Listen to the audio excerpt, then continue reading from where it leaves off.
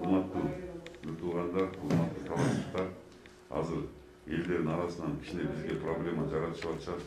Бизде талашта бүгүнкү күнгө чейин коронавирус катталган жок. Бирок башка областтарда көп болуп атат. Орто күндө 10-дон 15тен кошуп атат. Биз сактанып атабыз ошол. Мына бүгүн да биз немелерди алып келип, акимдер, айыл өкмөттөр тынбай дезинфекциялар жазып атабыз. Сиздерден суранып атабыз, үйдө отуруп тургулачы деп. Шуну мындай көңүлүңүздөргө албай атасыздар. Мына обсерватор деген өзү бул жанагы чет мамлекеттен келген таластык биздин бир туугандарыбызды жаткызып, анализин текшертип, башка элдер менен контакт болбосун деп. Анализ келип жакшынакай болсо үйүнө чыгарып атабыз. Азыр мына бизде 531 киши бар, чет мамлекеттен келген талас областында. Ушулардын баарына жаткызып атабыз. А буларды азыр кой берип берсек, бириңер менен бириңер учурашып, саламдашып, дагы көбөйүп кетиши мүмкүн. Bizde bizim Talas'ta da возможность болуп атат, обсерваторларды ачып, ал жерде тамагын берип атабыз. Жана простындарды бүт жакшынакай жаңыларды коюп берип атабыз. Ошол жерге эми айткандан кийин жатып берип туруш керек. Анан урматтуу аталар, апалар, эже, карындаштар, инилер, жанагындай кече бир ситуация болуп кетти мына Көгөйдө. Эмнеге бизге обсервацияга жаткызат, эмнеге жүрөт деп. Аны азырына биз медиктерге айтып атабыз. Бүгүн милициялардан коебуз ар бир обсерваторго.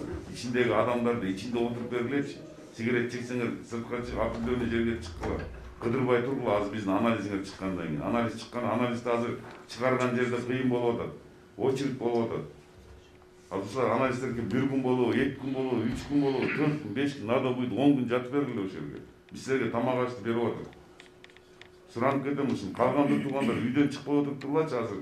Действительно опасно болуп атат. Көбөйүп атат күндөн күнгө чыккан жерлерде.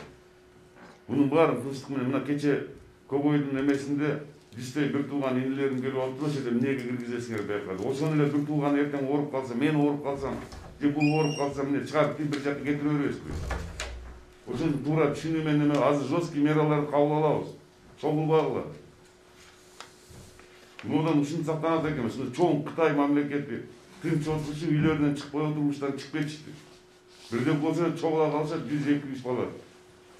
Эмнеге бияка чыгарды? Ошол жерден ошонун бир тууган, мына биз жүрөбүз жерде отурган жетекчилер бүт бары менен контакт болуп, биз деле жүрөбүз, биз да бирөөдүн балдарыбыз. Биздин да балдарыбыз бар. Биз коркпойбуз, элибиз ичинде жүрүп атпайбы, ар жерге барып, ар ким менен контакт болуп.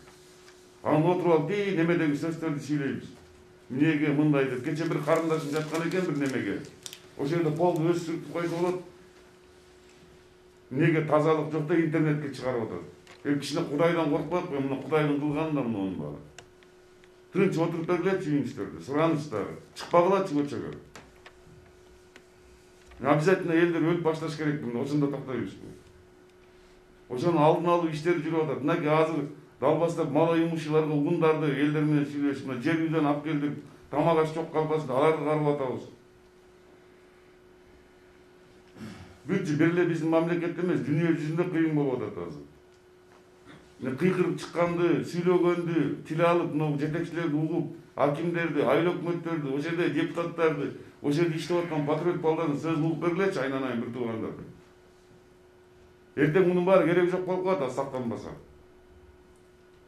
Кудай айткандай сактансаң сактайын дейт, мына сактанып атабыз. Күндү уйку жок бизде азыр. Мына жерде отурган мына штабтын баарында. Көрүп атсыңар, түндө да жүрүп атып, машинеңерге чейин, ошо машинеси менен келип, ар кандай сөздөрдү айтышып атат мына милиция кызматкерлерине. Уят дейм, кичине ушул жерден бирге токтолбоекпу эми. Азыр мына ЧС киргенде демократия токтойт, демократический подходдордун баарын токтоткула азыр. Эмне тиги көрсөт дегендердин баарын. Биз элибизге жамандык кабыл аткан жокпуз, элибизди сактап калайын деп атабыз. Силер бизге жардам беришиңер керек. Бир эле жардам сурап атабыз, үйүңөрдө отуруп бергилечи деп. Балдарыңарды карагылачы деп. Мына ушул жерде отурган ар бир аким, ар бир мэр, урматтуу бир туугандар, жүрүшөт байкуштар, ар жерде контакт болушупту. Ушулар эмне бала чакасы жок бекен, бир туугандары жок бекен. Үй барганда да коркушуп атат азыр.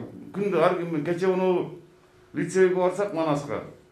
Ошол жерде дават барып келгендер сыноокатка. Суранып атам, жатып тургула десең, эмнеге мен полотенцем жок келет экен. Биз карабайбыз, алып келип жаткызабыз ошол жерге. Жат дегенде жатпасаң, ким ошого против болуп турганбыз, азыр милициянын ЛСнен обсервация ачып коебуз бир күн. Ошол жерде жатышат азыр.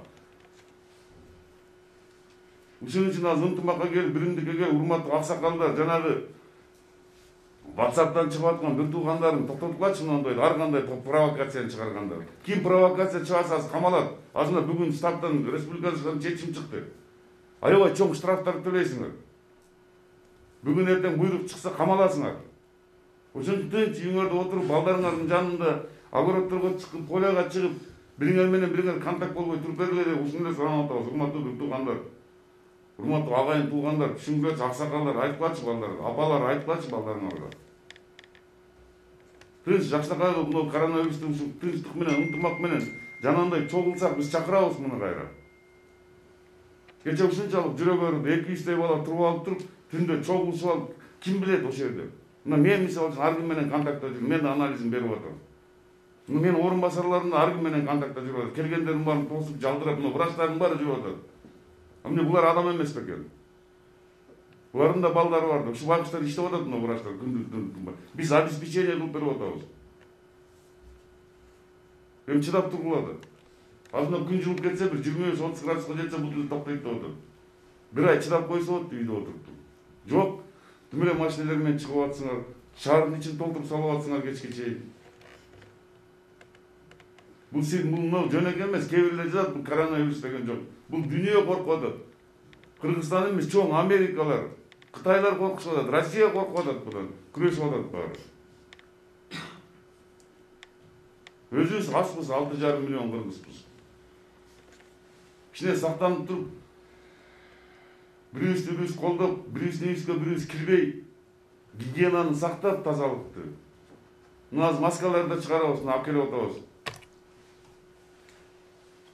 Туура түшүнүү менен урматтуу агайын туугандар, бирибиз колдойлук, элибизди аман эсен алып калайлык.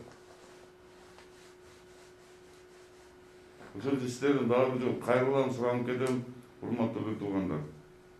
Тынч, угуп, биз да сиздердин балдарыңызбыз, биз да силерге күйөө сейилибизге. Жакшынакай болуп чыдап бергилечи мына, биз айтканга чейин. Токтосо эле айтабыз бүттү деп.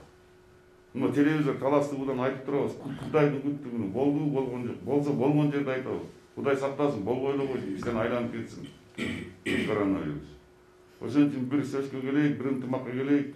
Баарыбыз бир жакадан баш, бир жеңден кол чыгарып туруп, үйдө отуруп, талаадагы жумуштарыбызды акырын бири-бирден чыгып, ойлоңор, арык-парыктарыңарды казып жүргөргүлө, жумуштарды кылып жатсыз талаачылык. Но бир айылдан бир айылга, бир үйдөн бир үйгө кирбегилечи. Чыксаңардан мына маска, ар кимге үйдөн деле масканы тигип алсак болот, азыр маржини кесип жетип калат. Колдон келсинче алып келип атат, жетпей атат. Мен сиздерге бир туугандарым ишенем, сиздер бизди колдоп бересиңер, биз коронавирустан сиздерди сактаганга бүт күчүбүздү жумшайбыз. Рахмат баарыңыздарга. Ачуучундукты бир гана биздин Фабула ТВ YouTube каналынан угасыз. Жазылууну унутпаңыз.